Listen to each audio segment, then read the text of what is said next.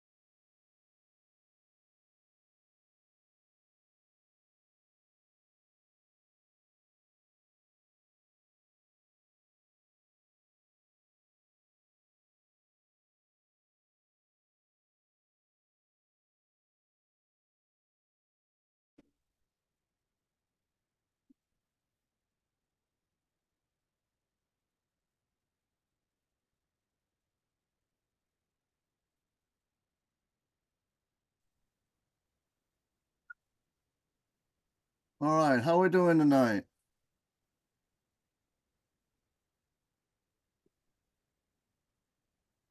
Good, Mr. Cruz. How are you? No, okay, I'm doing all right. I'm having a little problem with my microphone for some reason. I don't know what's going on, but as long as y'all can hear me, I'm all right. I could hear you perfectly fine. Great. All right, so remember, this is our last regular class. The exam is 6 days. So if anybody's got any specifics, I'd be happy to entertain that. Otherwise, we could just take a look at that review. But I would much rather work on your suggestions if you got any.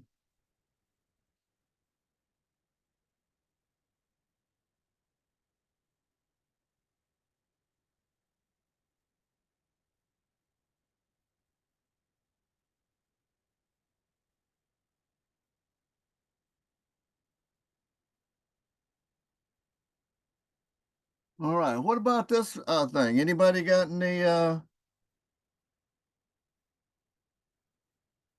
desire to see this? There's a couple like this. There's the longer one. This might be a better one because this one has several steps. Yeah, you can go over that one. All right. So what we got 3 sets, A, B, and C, and they all come from this universal set here, the U right there, okay?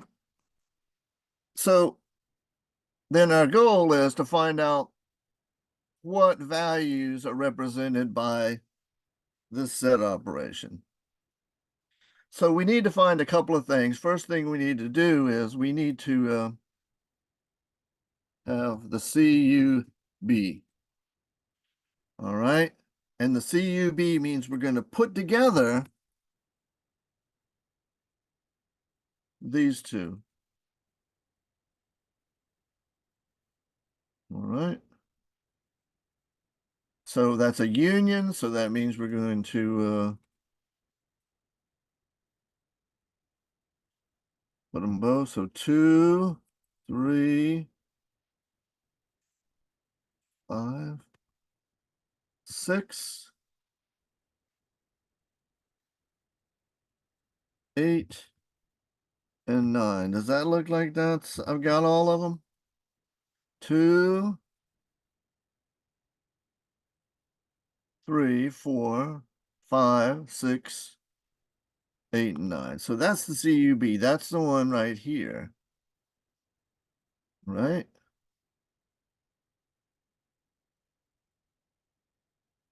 That's the one right there. Now we got to do the A prime.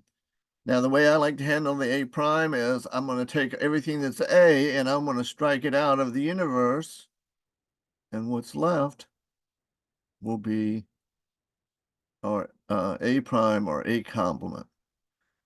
So 1 is gone, 3 is gone, 4 is gone, 5, 6 are gone. And what's left over is A complement. So that's 2, 7, 8, and 9.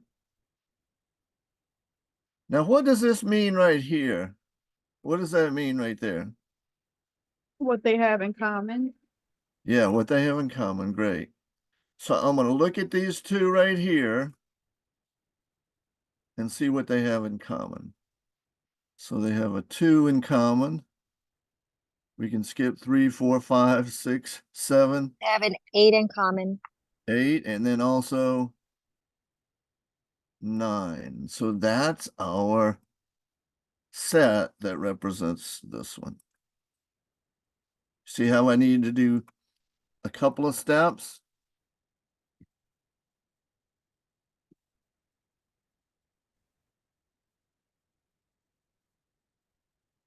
All right, questions about that? No, sir. All right. Not at all. Let's see what we got in store over here, like number 3. What about this?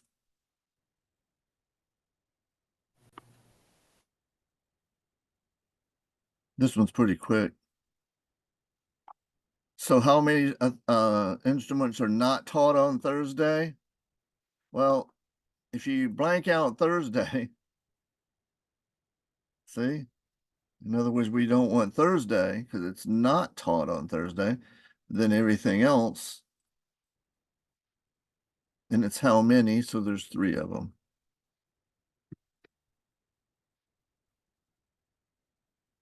So both is this part. That's the intersection. So there are 2 of those. And then which of the element instruments are taught on Wednesday, on neither Wednesday nor Thursday? In other words, it's everything outside of here. So it's those 2. And this time they want us to just tell what they are, the guitar and the lute. All right.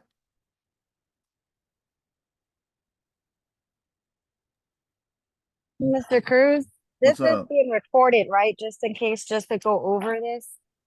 Yeah, it's recorded. Oh, okay. Thanks for reminding me though, because sometimes if I talk a lot before, people asking questions about stuff, I might switch it off a bit. But yeah, it's recorded.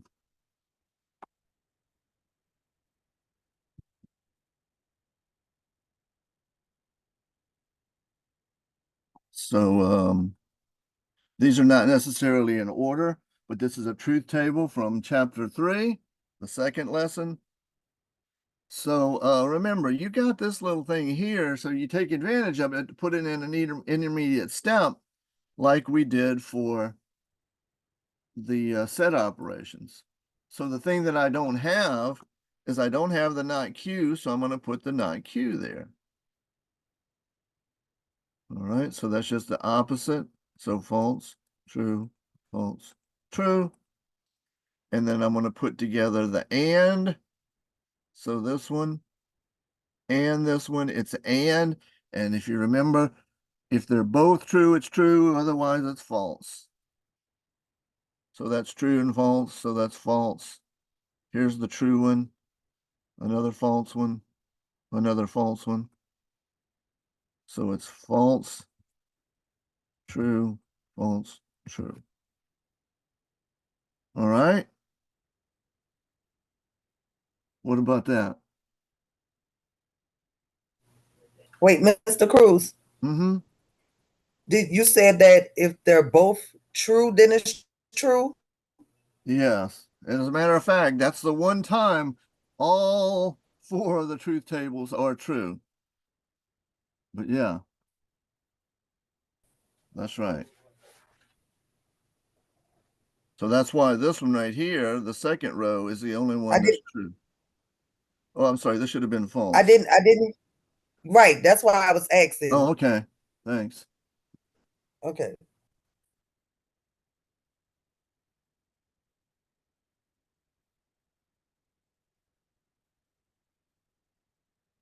All right. This is one where you do a truth table to find out if they're equivalent.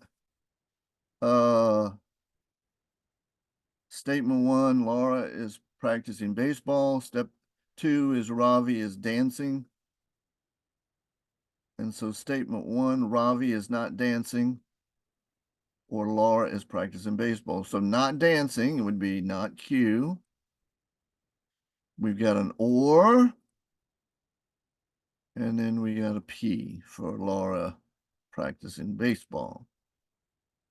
And down here, all right, this right here represents parentheses for us on this. So this whole thing is being negated. So that's going to be not, and then we put in some parentheses to negate the whole thing. So that's Q with an and P.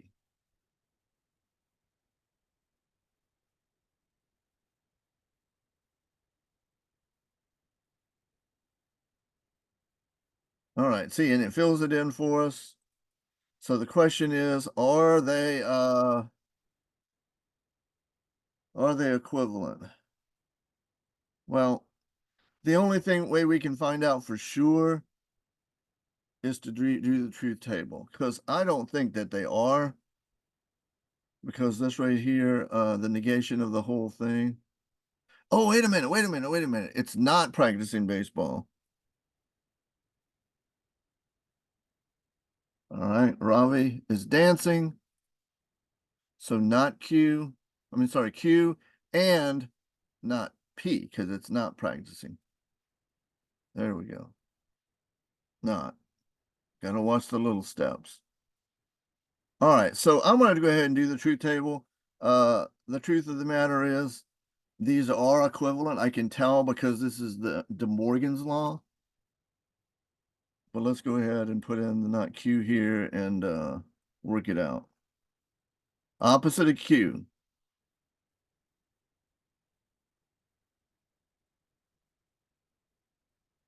All right, so then we're putting together not Q or P. So as long as we got one T, it's true. And that's that right there. So we're looking at not Q and P with or. So true, true. There's a false one because we got 2 falses. The or is true as long as there's one T. The only one that doesn't have 2 T's is this one. So on this one, we need to have the not P. So that's false, false, true, true, just the opposite of P. And then we're going to put that together.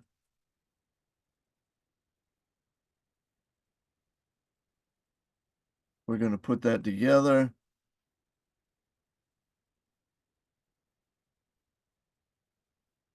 with You got to do the inside first, and then we'll negate it. But we got Q. So we're using this one.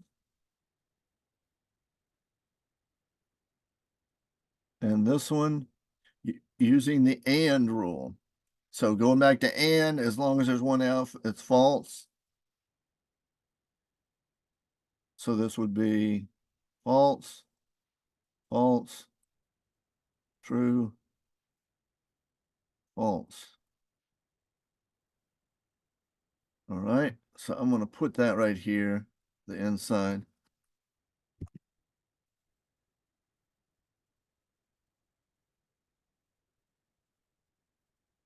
So then we're putting these together.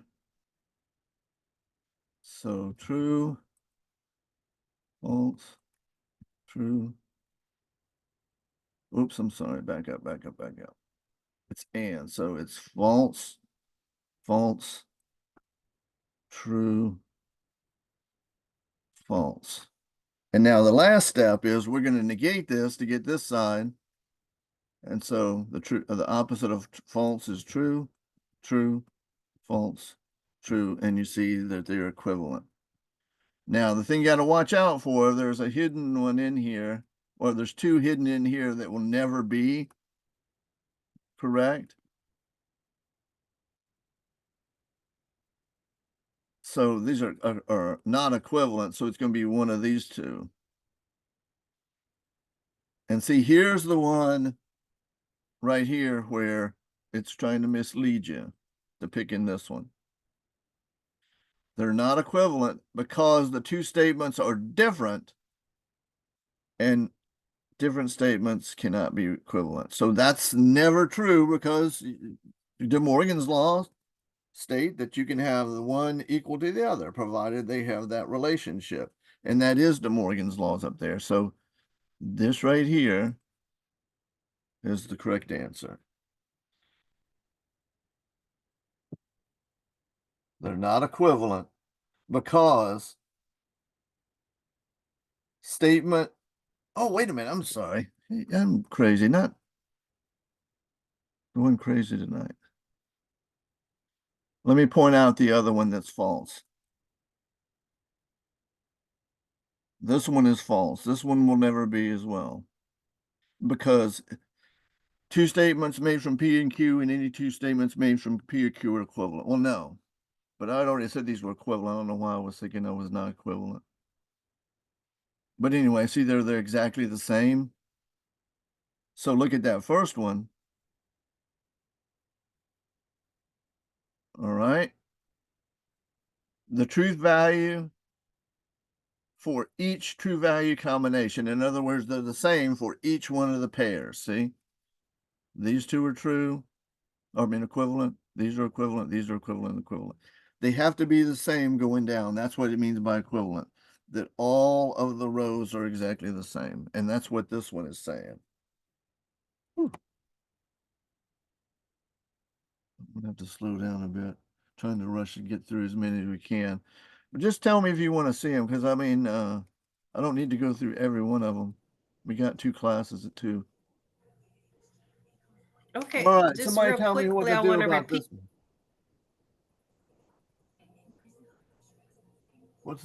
What do we need to do for this one? I believe you multiply the possible items. All right, all right. In other words, we got 1, 2, 3. We got 1, 2, 3, 4. We got 1, 2, 3, 4, 4 again. And we got 1, 2, 3, 4 for the dessert. And so we're just going to multiply them. We're just going to multiply them.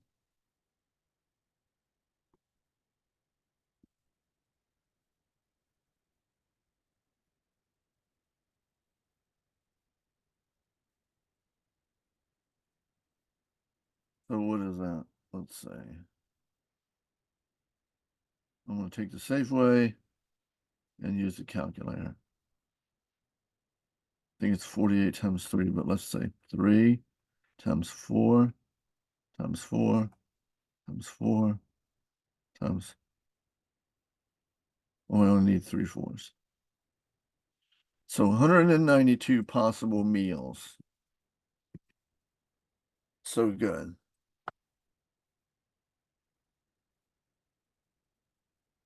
All right, any questions about that one?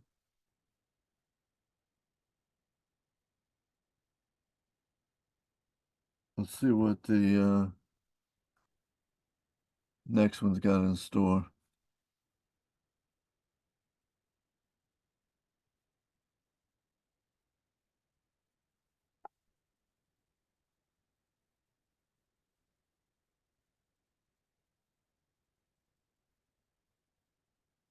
All right, what about this one?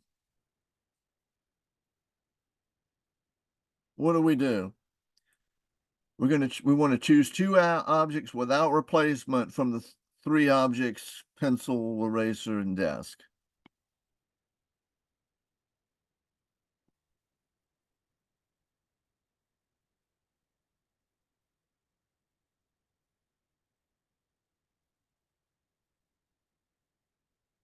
All right. If order matters, what do we use? The P, Exactly. And if order does not matter, we use the C. And both your TI calculator and this one will do the trick. So this one would be 6.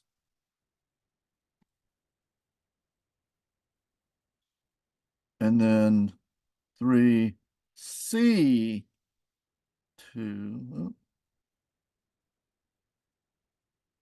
which is 3. All right. So if order matters, we use P.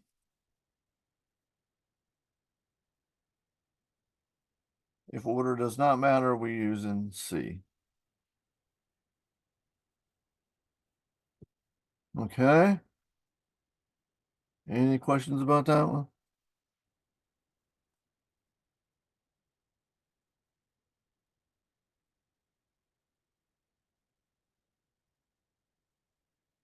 All right. So this is the probability when this is from chapter 10. A coin is tossed 3 times, and so they're going to give you the string of either head or tail. So in other words, HTT means first one head, second tail, third tail. And there's 8 outcomes. So what can I do about this one? The first event is a tail on the second or the third toss. So tail. This has got tail on second and third toss. This one has no tails. This has got tail on the second. This has got it on the third. This has got it on the third. This has got it on both. None and 1. So sail a tail on the second or third. So that does it. There's one on the first. So that one fulfills. This one fulfills it. That one fulfills it. Both in the last place. This is both. And that one's just on the second one. So that's 6/8.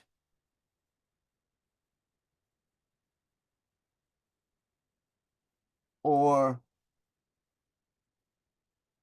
3/4.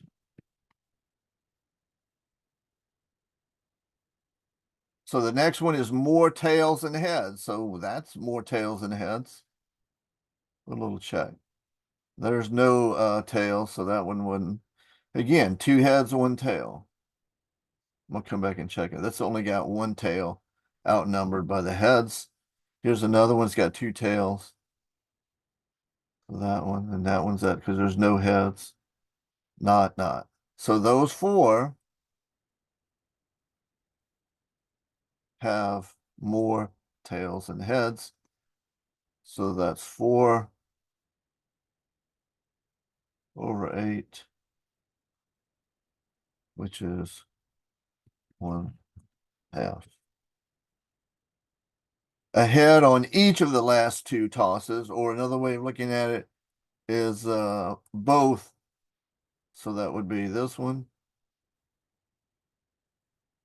and this one. That's the only one that's got both. Oh, I'm sorry, it's head. Oh, so look, I'm thinking about tails. So this has got a head on the last two. And this one has a head on the last two. And that's the only ones that do. So that's 2/8.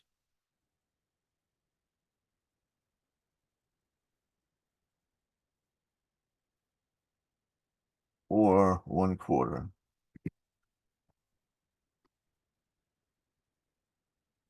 Well, I'm just going to move until y'all tell me to stop or explain something more. Because I'm not, now this is one people usually have questions about. Remember, this all comes down to that formula. Probability of A or B is equal to the probability of A plus the probability of B minus the probability of A and B. Okay, so that's the formula we're going to use for this. All right, now for mutually exclusive, it means this part right here is 0. All right. If mutually exclusive, probability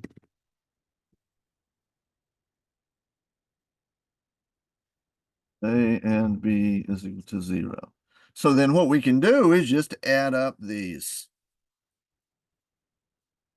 0.29 plus 0.01, and that's going to give us 0.30.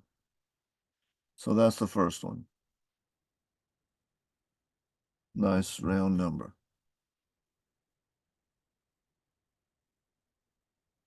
All right, now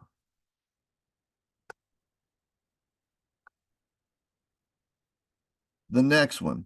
Well, if they're independent, then that means that this right here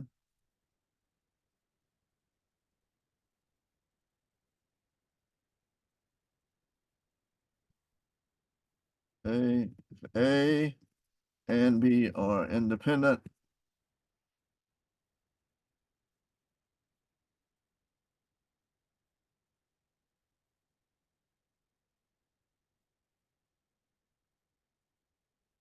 Is equal to, in this case, 0.29 times 0.01. We're just going to multiply them now. All right. So what is that? That's calculator time. It's just going to move the decimal place over 1. But I want to show you.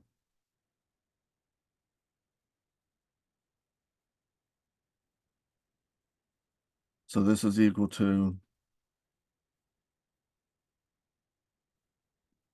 all right.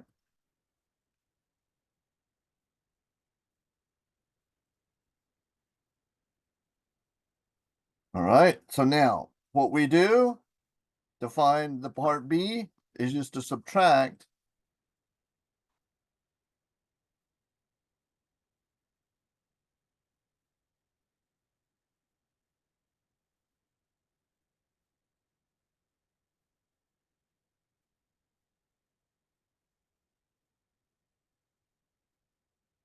minus that value right there.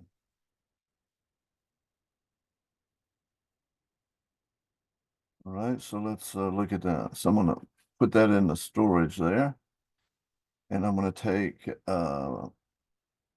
0.30, which is the value up here, minus that and what? Oh, it double pasted.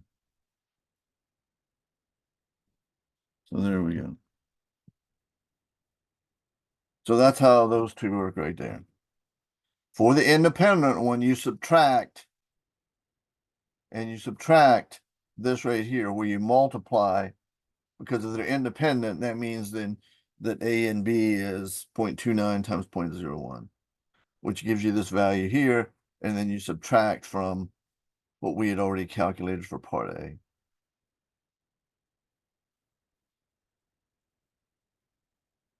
All right, so this is the mean, median, and mode. Make sure you watch the order because sometimes they will switch these around and they look exactly alike. There's just one slight little difference, and that's that word and this word. Everything else is exactly the same. So make sure you're doing the right one. Now, I like to do them in this order. All right, watch this. Real quick. So, oh, I know what. I'm going to send them over the calculator. I'm going to do B first, the median, by sorting. We have how many values? We have 9. So that means the one in the middle is the median. So 1, 2, 3, 4, 5. So this is the median here. Because when you pick that one, there's 4 on each side. The one in the middle is the median. If there are 2 of them, then you add them up and divide by 2. If there's an even number. So over 10, there's not going to be 1 in the middle, there will be 2. So we add them up and divide by 2. All right, and since it's already sorted, it's really easy to see what's repeated. Is there anything repeated more than once? It looks to me like the only ones that are repeated are the 50s. So that would be your mode. If there are no repetitions, then it's the first one, no mode. And if there's a tie, in other words, there's 2 or more, that well, there's only going to be 2 in the Alex because they don't give you the choice for 3. But you would put both of them in there. All right, now, as I'd said, I'm going to do the mean last because what I got to do now is add all these up. So I'm going to just put a plus in between, and I do that because it is real easy, especially if I'm talking, to type in the wrong number. So I'm going to just add all these up by replacing that comma with a plus.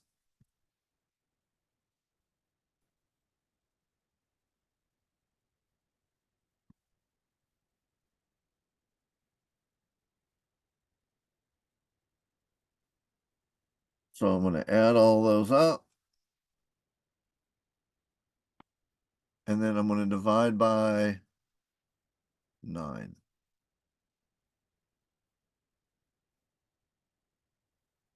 So it's 1 decimal place. So this was going to get bumped up to 7. 45.7.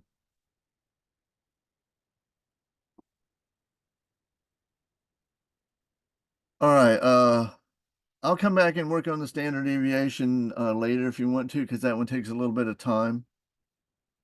Matter of fact, I might do it in the second class just because I can show you how to do it on the calculator, pretty easy. But since that calculator doesn't expand out, it's kind of awkward. So we'll come back to that one if anybody's got a question about it. All right, tell me what I need to do to find these. Somebody's got to have an idea. First, you gotta put them in order. Mm-hmm. You gotta put them in order. Very good.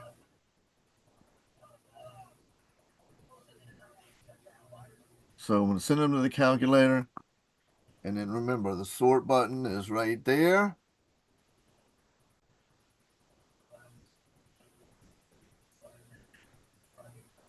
All right. So there's 16 values. So the calculation is pretty simple. We just want to find out which one of these values here is the 25th percentile and which one is the 60th. In other words, we want to pick the one that has So then you 25%. multiply 16 times 25 over 100, Exactly. Good. is it? So I'm going to use this other little calculator to do it. So we're going to do 16 times 0.25.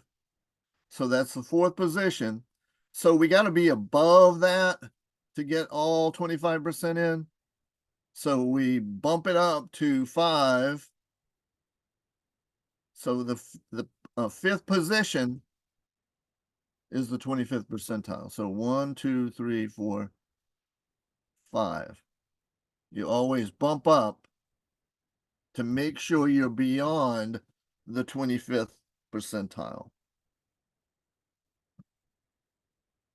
So same thing with this one, it's 60th. So 16 times 0.60 is 9.6. So we bump up to 10. So I'm going to do this over here because you can't fit the whole screen on the calculator at one time. I'm just going to count from on this side. So what was it? It was 14. No, it was 10. So this is 16, 15, 14, 13, 12, 11, and it'll be the one right next to the 240. So this right here. Let's count from this side too to make sure we get it right. So it would be the 10th.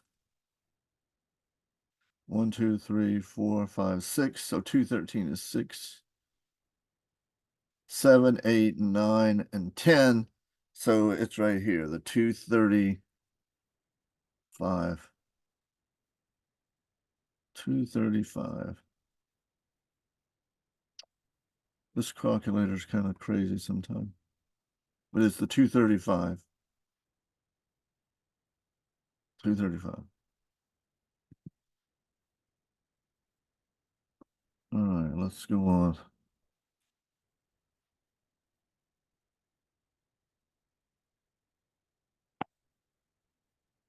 So this is what we just did. So I don't know if anybody wants to do it. I can skip it for now.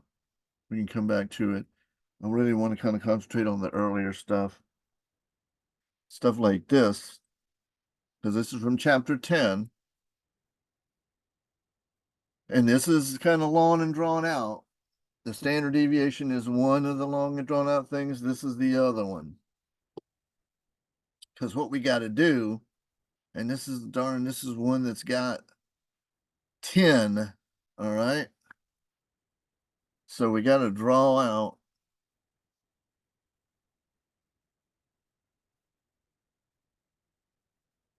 a lot. I'm going to make a little chart.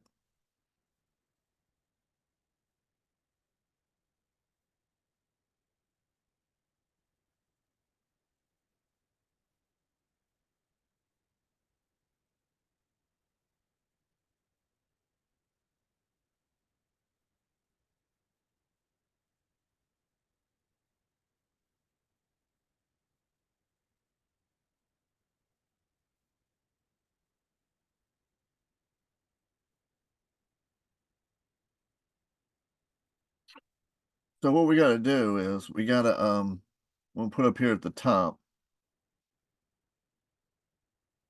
1, 2, 3, 4.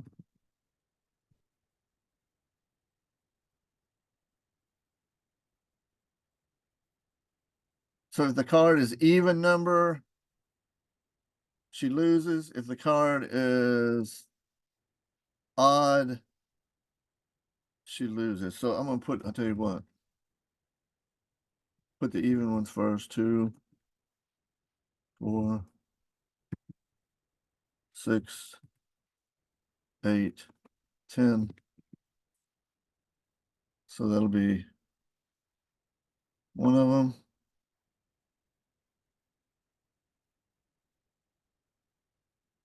And then the other ones I can put together because she loses the same amount on each one. These, they're all going to win a different number. So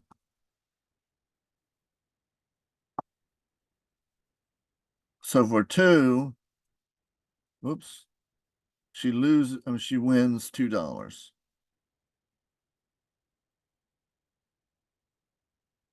$4.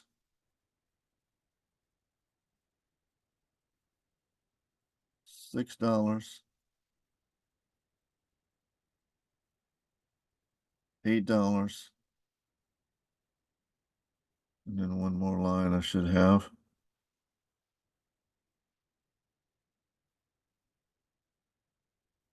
And then this one, of course, is $10.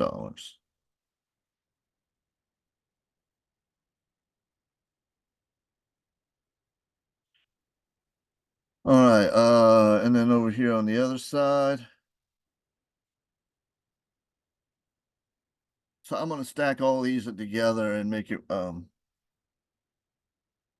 make them one. So over here, there's just one value for the actual one outcome. It's negative $7. All of these are the same. And I'm gonna just type up here the odd ones. 1, 3, 5, 7, 9. So we got 1, 2, 3, 4, 5.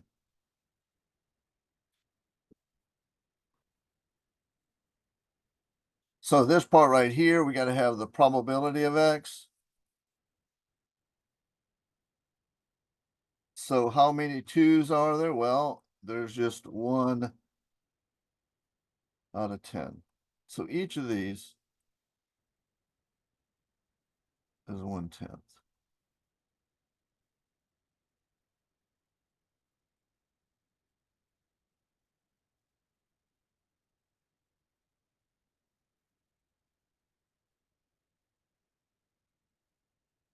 All right, and then over here, there's 1, 2, 3, 4, 5.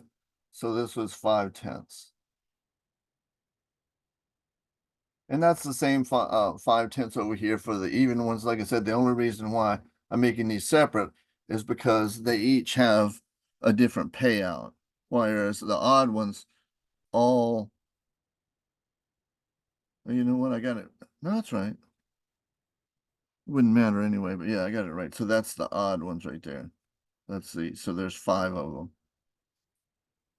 So now we're just going to multiply down. So the only thing that this is going to affect, because it's a whole number, it's going to affect the numerator. So this would be 2/10, 4/10, 6/10. And see how we're getting the same denominator. 8/10. And 10/10.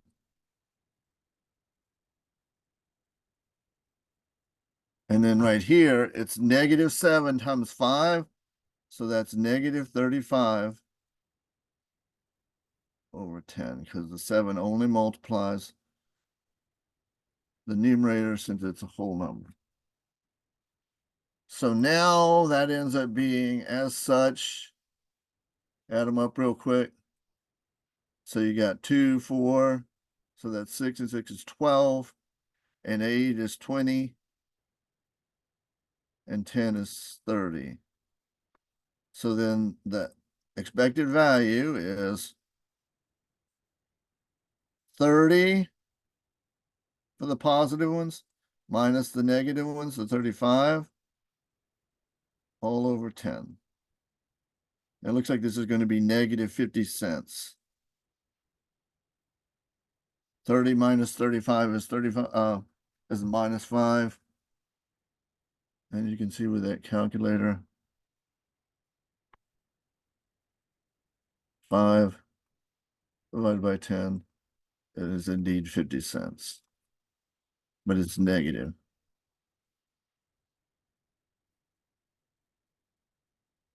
So it's a half of a dollar that's lost on this for the person to play it. So that's going to go here. You put the sign with whatever you got.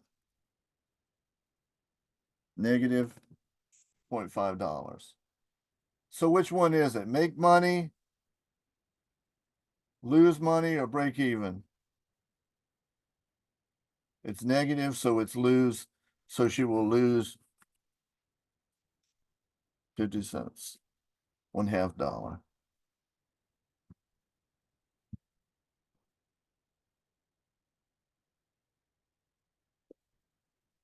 All right, this one looks like a good one. This is the one that culminates the first chapter, chapter 2. So the way I handle this is start at the bottom and work our way up. So 613 of these had at least one of these side effects. So there's nausea, anxiety, and fatigue. What does that mean, at least one? Does that include what's out here?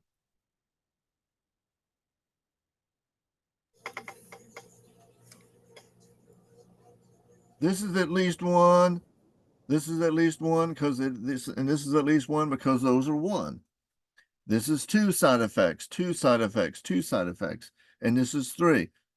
So everything anywhere inside of the circles is at least 1.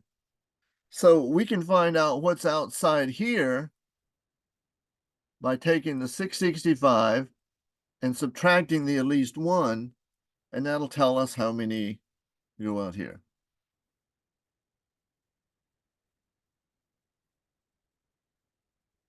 Oop.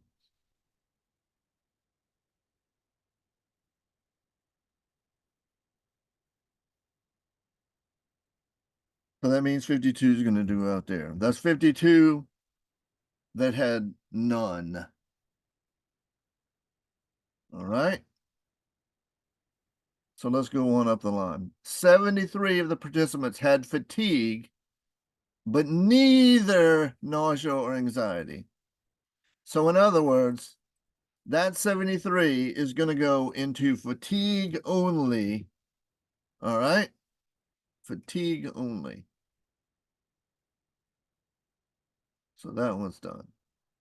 142 of the suspects had anxiety, but neither nausea for fatigue. So that's right in here.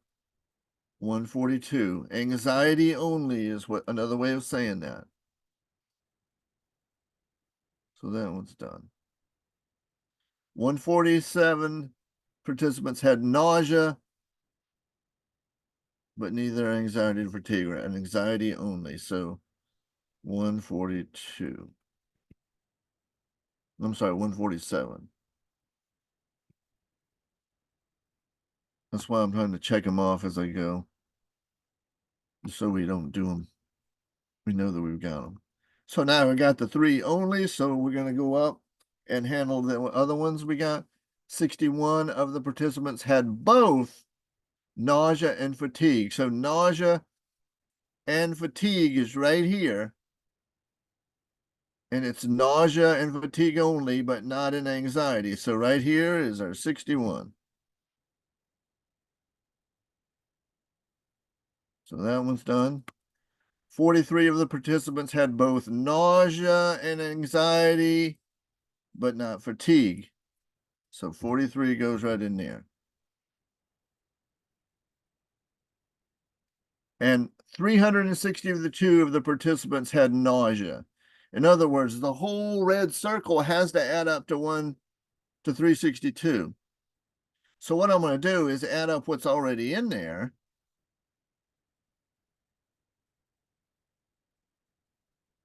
Add up what's already in there.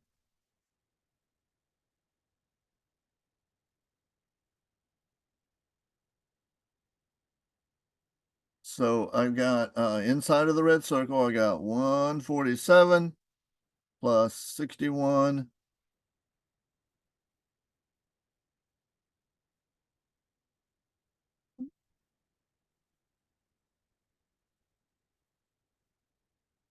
47 plus 61 plus 43. So that's 251 that's in there, supposed to be 362. So let's subtract from 362 and see what we don't have. We are missing 111 inside of the nausea circle, and it goes right there.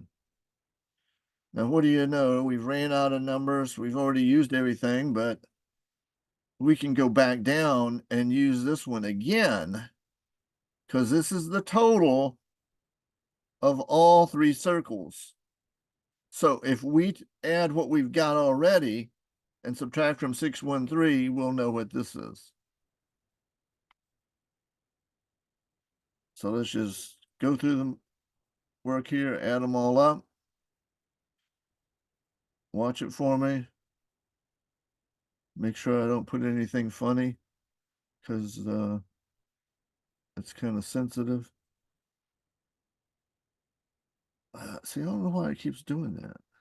I don't know what I hit, because I'm like watching the screen, making sure I type in the right numbers. So we got 147, 43, 142, 61, 111, and 73. So there's 577 already inside of there. So what's missing is, ta-da, 36. Now that we have everything filled in, and you could double check it by making sure all 8 of them add up to 665. I feel pretty confident on this, so I'm going to go for it. So how many of the participants didn't have fatigue? In other words, we don't want these folks that did not have fatigue. So these fatigue ones we're not looking at. So the ones that are left are the ones that did not have fatigue. All right.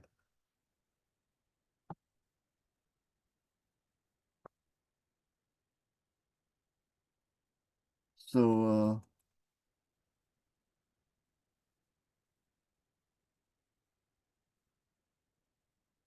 let's add those up. 147 plus 43 plus 142 plus 52 is equal to 384 is our answer.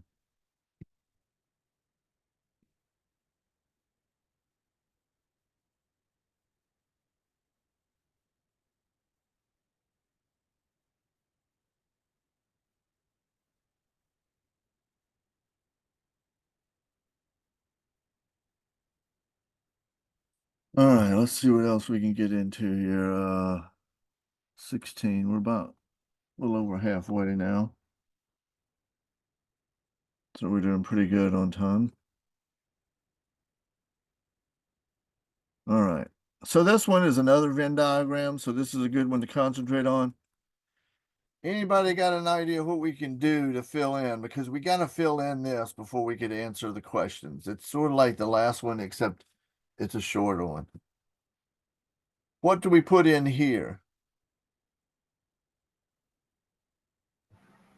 75. 75, good. Very good. Because see, it's both. That's both. And here's where we got to watch, because they're telling us that anxiety has to be 184. We've already got 75 in there. So we're going to subtract that out. And that means then there's going to be 109. And then that gives us the 184 in there. And then over here, the same story. We got to have 75 in there. So, whoa, this is going to be what? 0. 0. Now, here's where we got to watch out. Oh, we got one more to fill out here. So let's add these two up. 75.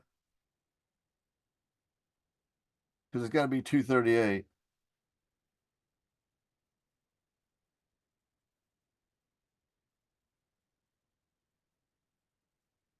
So 75, 109, and then we're going to subtract that from 238.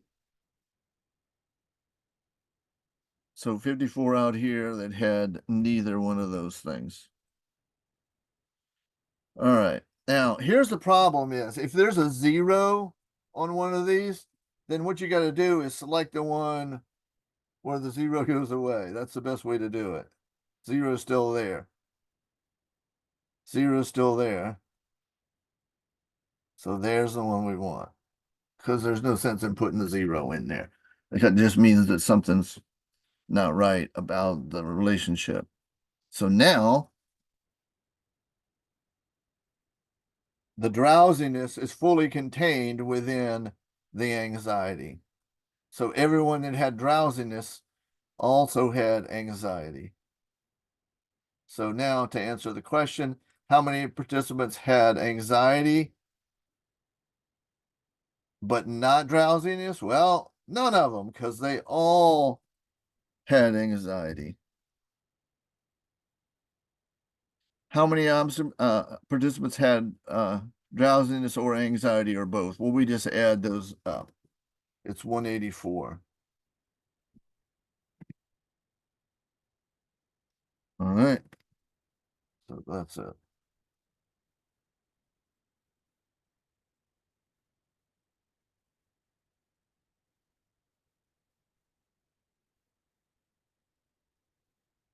So this is a good one. This is back to chapter 2. All right. This is concerning the conditional statement. And the conditional statement is if candy is butterscotch, then the candy has 250 calories. Now, I'm going to work on these 3 here, and I like to work on them in a specific order. The first one I like to do is the converse, because the converse is just taking these 2 and switching them around. So if candy has 250, then it is butterscotch. The inverse is where you keep the same order here and you just negate. So not butterscotch and not candy. I mean, not 250 calories. And then the contrapositive is both. So what we're going to do is take the converse and negate it. So not 250 and not butterscotch. Now, to find out which ones are true, we go back up and look at the chart. And the ones that I suggest doing it for are this one. You don't have to do it for all 4 because 2 of these are pairs that are equivalent to one another. The 2 green ones are equivalent. Oops, let me back up.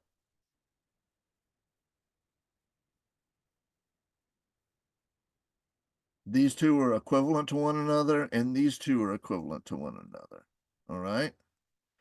So what I'm going to do is I'm going to do the given statement and find out whether that's true or not. So if the candy is butterscotch,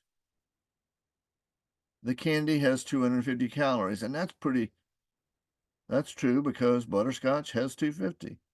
So that's going to be true. And because the 2 on the left, the 2 green check marks are equivalent, that means the contrapositive will also be equivalent. The converse, in my opinion, is the next one to look at because it doesn't have any negation in it and it's easier to understand. So if candy has 250 calories, it's butterscotch. And since there's only one, then this is true. So the inverse will also be true.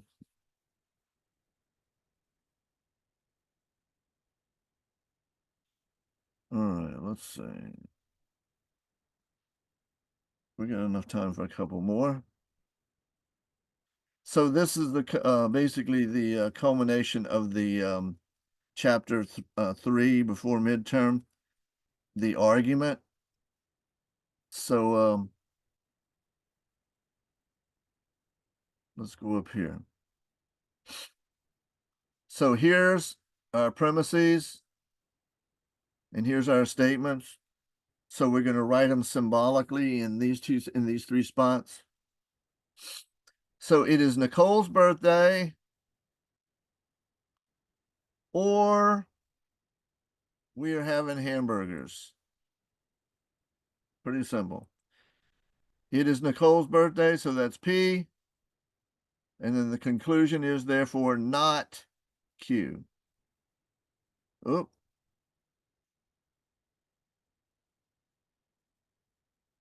Not Q. All right, so we can do a truth table for it, but this is not a valid argument. This is that fallacy of the I can't remember what it is, the fallacy of the or what. But we can do this just to see, because it won't help to go through a truth table, because truth tables are part of all this. So I'm just going to build it inside out, left to right. But I know it's invalid. I can tell by looking at that just because I remember that part. So this is true, true, true, true, just the standard or. And then we're going to put in here that one. And then we're going to put the and P. So we're going to put this one together with the P using the and, T, T, false, false. True, true, true, true is true for and. One false makes the and false.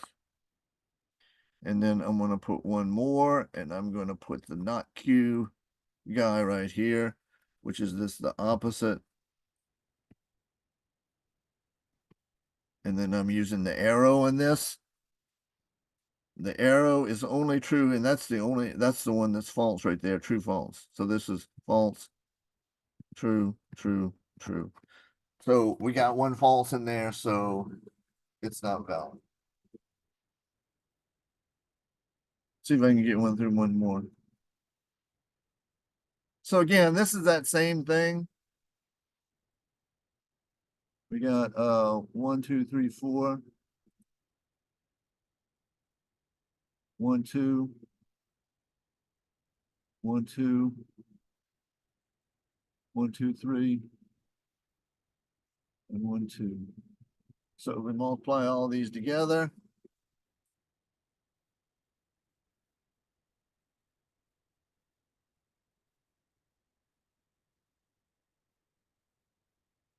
Four times 2, 2.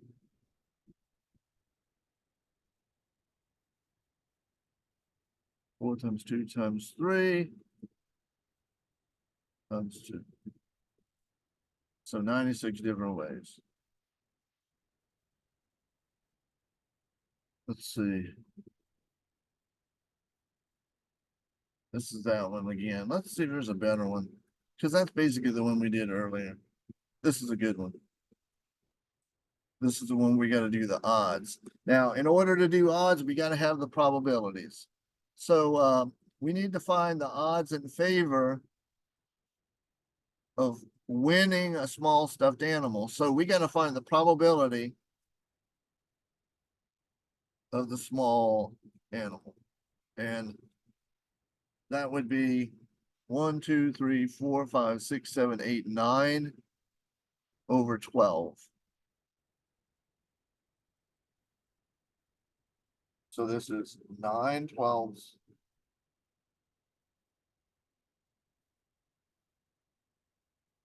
That's 3/4.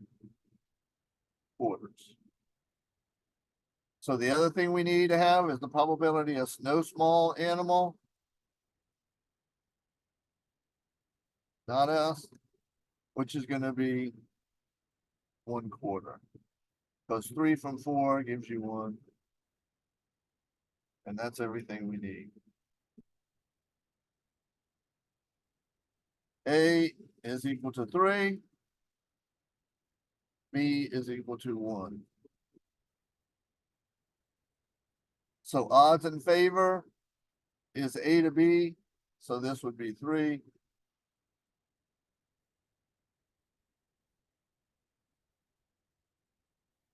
Three, 4. Odds against is just turn around, because it's the same thing, small animal. So there we go. All right, so if you got anything, let me know. Otherwise, I'll see you back in a few minutes. Anybody got anything?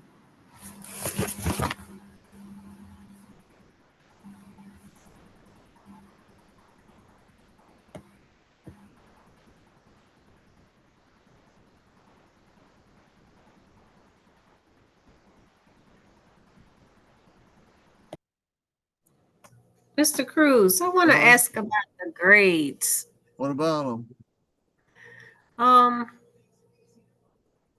Looks like, did you drop any of the grades? Yeah, I did that after Oh, on Tuesday. okay.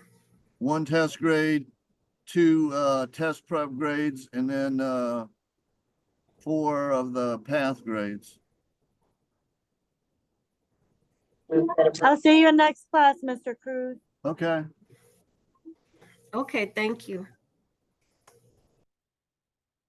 So all you gotta do if you wanna know what you need kind of thing, you can use that what if in Canvas. Cause now the only thing that's missing is the final. Okay. All right, I'll see you back in a few. All right, thank you.